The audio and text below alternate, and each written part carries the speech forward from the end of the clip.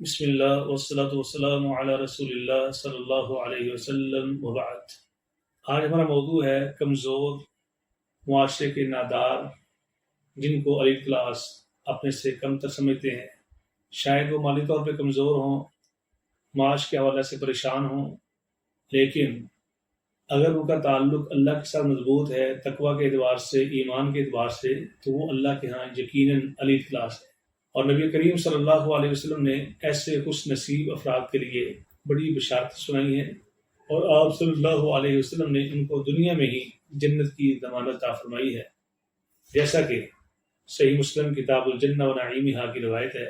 اور سیدنا عیاض بن حمار مرفوع بیان کرتے ہیں، آپ صلی اللہ علیہ وسلم نے ارشاد فرمایا اہل الجنت ثلاثۃ، جنتی آدمی تین طرح کے ہیں۔ پہلا آدمی ذو سلطان مقسط متصدق موفق، ایسا حکمران آدمی، انصاف کرنے والا، جس کو اعمال خیر کی توفیق سے نوازا گیا ہے، یعنی نیکی کے کام اس سے لیے جاتے ہیں، اللہ نے اس کو نیکی کے کاموں کے لیے توفیق عطا فرما دی۔ وَرَجُلٌ رَحِيمٌ رَقِيقُ الْقَلْبِ، اور دوسرا وہ آدمی جو ہر مسلمان کے لیے، ہر رشتہ دار کے لیے رحم دل ہے، نرم دل ہے، اس کے دل میں سختی نہیں ہے، یہ بھی اللہ کو بڑا پسند ہے۔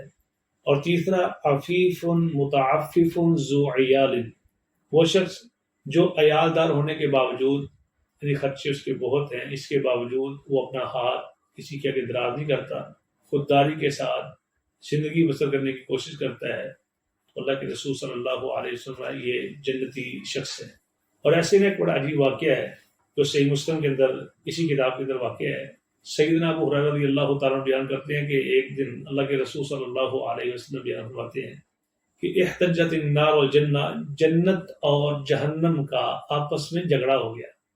تو جہنم کہتی ہے یدخلنی الجبارون المتکبرون، میرے اندر وہ آئیں گے جو رئیسادے ہیں، شہزادے ہیں، بادشاہ ہیں، حکمران ہیں، جن کو اپنے پیسے پہ ناز ہے، جن کو اپنے بزنس پہ بڑا فخر ہے، جو دنیا میں سر اٹھا کے چلتے ہیں، میرے اندر وہ جائیں گے۔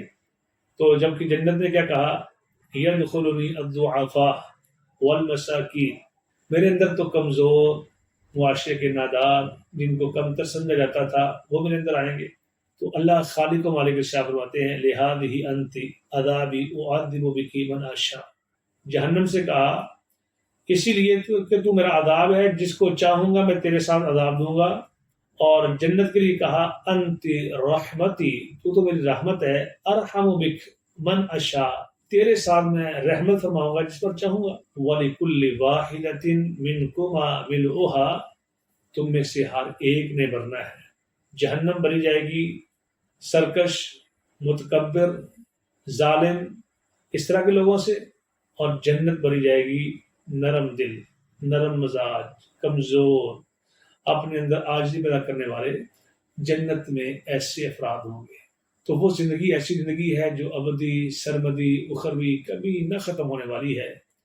تو کوشش کریں ہم اس راہ کے راہی بنیں، اس منظر کے راہی بنیں جس کے اندر آسائشیں ہی آسائشیں، رحمتیں ہی رحمتیں، اور اللہ کی رضامندی ہی رضامندی ہے، اور سب سے بڑھ کر نبی کریم صلی اللہ علیہ وسلم کے ساتھ نصیب ہوگا۔ اللہ پاک عمل کی توفیق نصیب کرے۔